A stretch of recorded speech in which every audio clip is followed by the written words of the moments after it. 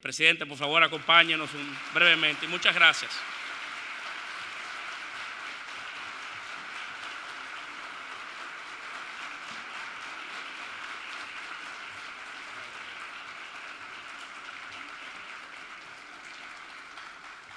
Oye, la luz me da directamente aquí. Eso fue para... Eso era para José Ignacio. Señores, a los ministros presentes, muchas gracias por estar aquí. Quiero felicitar a José Ignacio esta iniciativa de este primer Foro Internacional de Innovación Pública. Yo creo que todos los que estamos aquí hemos aprendido. Además, es siempre interesante compartir estas ideas en tiempos de tan poca certidumbre, de muchas situaciones especiales en lo que hemos vivido. Así que felicidades, José Ignacio, felicidades a todo su equipo por este foro. Yo voy a concluir estas palabras dividiendo mi presentación en dos áreas. Una, la misma que nos tocó vivir con esta pandemia, y no solamente la pandemia, sino lo que también significó ya recuperar la economía, en un país en el que debimos ser los más afectados. ¿Y por qué debimos ser los más afectados? Porque lo que más se afectó fue todo el área del ocio, el turismo, que todavía muchos países no se han recuperado, y nosotros, gracias a una política efectiva y a un trabajo planificado, nos recuperamos. Además, después vino la guerra, y en la guerra lo que más nos afectó fue en las materias primas, y el alza de las materias primas, y en este país, pues, todos vivimos de una economía de servicios donde no tenemos materia prima y también tuvimos que innovar mucho en esa parte. Entonces, ese es un área que voy a hablar algunos ejemplos de innovación que hicimos, que como dice José Ignacio, tiene que ver mucho con el sentido común. Y la otra ya, los planes que teníamos de modernización, como el caso de burocracia cero, como el caso de que también está incluido de las aduanas del programa de 24 horas y muchísimos otros también que voy a mencionar que tuvimos que trabajar ocupándonos de la urgencia, pero sin olvidarnos de lo importante. En el caso de la pandemia hicimos muchas innovaciones. Yo recuerdo que cuando en esa idea de recuperar el turismo, porque la verdad es que si no recuperamos el turismo, no recuperamos la economía y ya entraba dentro de un problema que podría ser sistémico, con muchas otras situaciones de gravedad.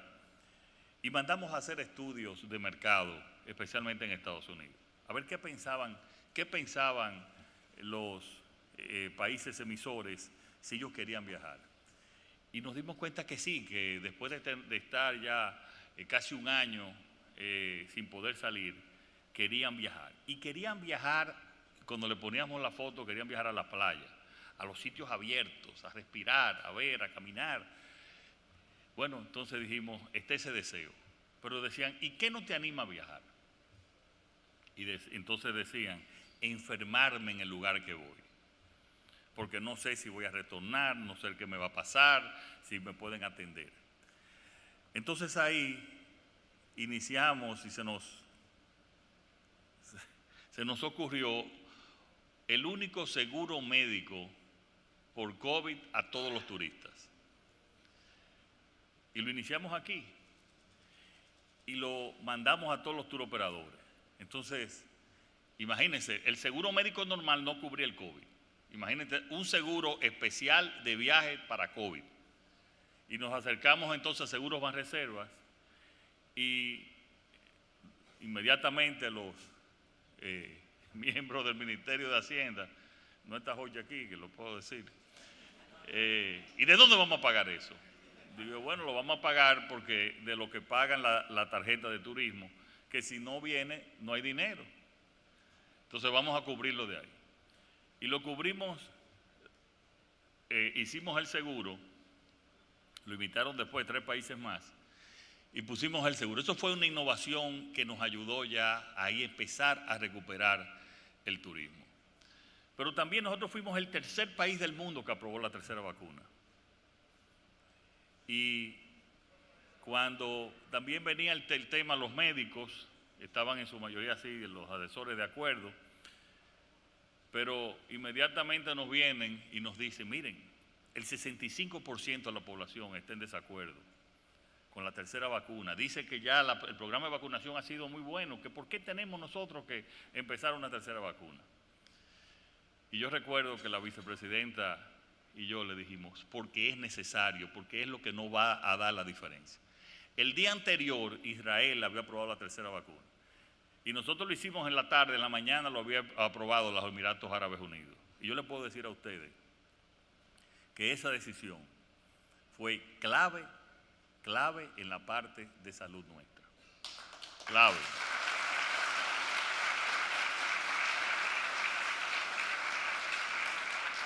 Y cosas tan sencillas, tan irrelevantes como estas, discutidas, y voy a hablar después en la parte de innovación pública para los jóvenes estudiantes también que están aquí y los jóvenes funcionarios. Pero una cosa tan irrelevante como esa, en todos los lugares decían, bueno, cierran a las 5 de la tarde, se cierran los negocios. Pero sucede que tú cierras a las 5 de la tarde los negocios, pero no era a las 5 de la tarde, te iban a cerrar a las 3 para tú poder llegar a tu casa en las 2 horas de transporte. Entonces aquí también dijimos, no, vamos a cerrar a las 5, no hay negocios abiertos a las 5, pero vamos a darle 2 horas de transporte. Y ustedes dicen, bueno, pero eso es lógico. Sí, pero nadie lo había hecho así. Y entonces tuvimos que toda esa situación ir innovando, ir cada día, y eso yo se lo digo a todos los que tienen una crisis sin precedentes como la que nosotros teníamos, cada día teníamos que estudiar la situación, innovar, y muchas de esas innovaciones, como dijo José Ignacio, eran también aplicando el sentido común. Yo recuerdo que en enero del 2021, que vino y subió el contacto y el nivel de positividad y de contagio, todos los médicos vinieron y nos dijeron, hay que cerrar el país. En las primeras 2 semanas. Bueno, entonces tuvimos que poner hasta las 5 de la tarde. Ahí dijimos, la semana después, bueno, vamos a abrir 2 horas para el transporte. Entonces, recuerdo que cerramos 2 fines de semana solamente hasta el mediodía. Y yo a los médicos les decía, pero a mí no me hace sentido, porque mientras más cerramos, entonces la gente se aglutina a la misma hora en las tiendas y en los lugares, y lo que va a hacer es que va a haber más contacto y va a haber entonces más contagio. Y mucha de esa lógica, entonces, nosotros fue que decidimos, con mucho riesgo, pero con decisión, ir abriendo la economía, porque la verdad es que no sabíamos y no teníamos ninguna experiencia con esta pandemia. La última pandemia, y no fue universal, fue la llamada la fiebre española, y no fue universal y fue a principios del siglo XX. Entonces, yo creo que esa innovación, la gente también llevando a que cada una de nuestras reuniones fuera una tormenta de ideas, yo creo que nos ayudó mucho durante todo este proceso. Ahora, vamos a hablar, y Carlos Moreno habló cuando hablaba de la cercanía, vamos a hablar también de muchas ya de los programas de innovación que hemos tenido nosotros en el gobierno, fuera ya de la crisis de la pandemia y de estas especiales circunstancias que nos ha tocado gobernar. Y aquí está el rector de la UAS, el maestro Ditrudy Bertrán. La mayor expansión de la UAS está pasando en estos momentos. Nosotros ya abrimos la UAS en La Vega, estamos construyendo en Atomayor, estamos en el norte construyendo en Cotuí, estamos construyendo en el norte en Santiago Rodríguez, estamos construyendo en el sur en Baní, estamos construyendo en el sur en Asua y estamos construyendo en el sur también en Bauruco, especialmente en el municipio de Neiva. Y esa proximidad, Carlos, es lo que nos ayuda ya en términos de país a evitar esa migración de los jóvenes de Neiva a Barahona, una parte para estudiar y la otra a Santo Domingo, de Baní el tránsito hacia la capital. Abrimos también una en Santo Domingo Norte, con muchas aulas virtuales también para que parte, quizás el 25% de los estudiantes de Santo Domingo Norte no tengan que venir a la ciudad. Y eso es parte también de ese programa que nosotros, de crear oportunidades y de llevar los servicios a todo el territorio nacional. Y cuando estamos haciendo ese plan y ese destino de desarrollo que es Pedernales, pero también, señores, que es Manzanillo en Montecristi, es también para distribuir el desarrollo y distribuir el progreso. Muchos quizás de los amigos de ustedes y amigos míos se han ido a vivir a Punta Cana, una parte de ellos. ¿Por qué? Porque hay oportunidades de negocio, oportunidades de desarrollo en Punta Cana. Y eso es positivo, que no tengan que venir a una sola ciudad. Y eso también parte de esa distribución. Estamos haciendo la mayor inversión pública que jamás había experimentado Santiago de los Caballeros como segunda ciudad, para también potencializar Santiago como la capital del Cibao y la segunda ciudad de Santo Domingo.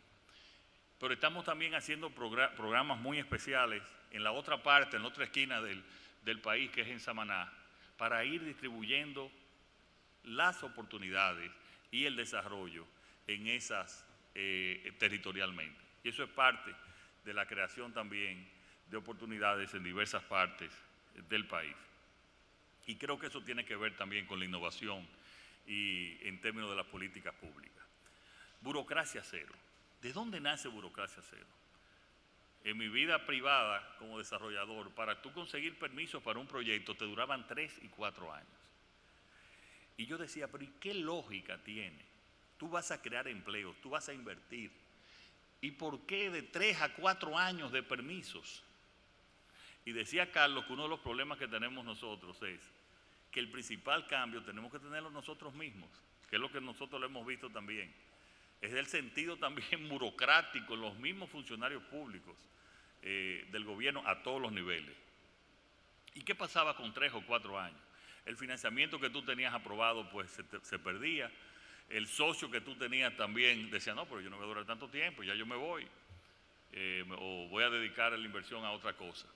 Entonces, por eso hemos creado Burocracia Cero, para ir cambiando esa mentalidad, para tener una compañía, en vez de tenerla en 3 meses aprobada, ya conjuntamente con la Cámara de Comercio, tenerla en 72 horas. Ya yo he hecho una gran labor en términos también de la salida de los furgones que duraban 6 y 7 días, ya en una salida de 24 horas. Pero también todo ese programa con una sola página del gobierno general, pues eso vamos a poder en unos 2 meses tener todos los servicios en esa página y también buscar todos los permisos. Y parte de lo que está haciendo la comisión el Consejo de Competitividad y que está coordinando Peter Pramoski es lo que le hemos denominado, porque también tenemos que reconocer que vivimos en una sociedad mitad digital y mitad análoga. Entonces vamos a establecer unas pequeñas oficinas en todas las gobernaciones para que podamos entender ese proceso de burocracia cero. Ese proceso de burocracia cero se le va a llamar cero viajes, para que los que no tengan esa facilidad que nos hemos dado cuenta, que no tengan esa facilidad, pues que poder enseñarle a toda esa ya traspaso de toda la operación digital desde el gobierno. Tenemos en cada área del gobierno estamos implementando programas de modernidad. Por ejemplo, el Intran, los programas, aparte de los proyectos de inversión de transporte masivo, también ya este año vamos a instalar 11 corredores más, que tanto 7 aquí y 4 en Santiago, que como ustedes han visto, el corredor de la Winston Churchill ayuda bastante también a mejorar el tránsito. Este mismo año también el mismo Intran en un aporte especial de unos 1.200 millones de pesos para convertir todo el Gran Santo Domingo en semáforos inteligentes para mejorar también el tránsito en nuestro país. Y así puedo ir diciendo en cada una de las áreas proyectos que aún en estas circunstancias tan especiales de gobierno que nos ha tocado, hemos tratado de llevar y estar al mismo nivel, o tratar de estar al mismo nivel de las causas y de los ejemplos más avanzados de prácticas mejores de gobierno de Latinoamérica y también en parte del mundo. Muchas gracias a todos los participantes internacionales y locales también que estuvieron durante todo el día de hoy. Muchos nos van a ayudar en todos los proyectos que tenemos, muchas de estas ideas. Y lo importante es que el gobierno, una sociedad como la dominicana, que la sociedad privada y el sector privado va a una velocidad mayor en términos de cambio que el sector público. Lo que nosotros hemos tratado es que podamos ir el sector público al mismo nivel del sector privado, de ir cambiando al mismo nivel del sector privado. Que el desarrollo que se ve en muchas áreas, el gobierno esté a ese mismo nivel. Que estemos, que estemos caminando juntos, no solamente en términos de la misma velocidad, sino también con la misma unidad de criterio, con el mismo sentido de cambio, con los mismos objetivos. Si ustedes estudian la historia, y yo esto lo repito constantemente, si estudian la historia del desarrollo económico, eso es fundamental. Que haya esa unidad de criterio, esa unidad de acción, esa misma velocidad entre el sector público y sector privado. Y eso es lo que buscamos. Felicidades al equipo del Ministerio Administrativo de la Presidencia. Muchas gracias a todos ustedes.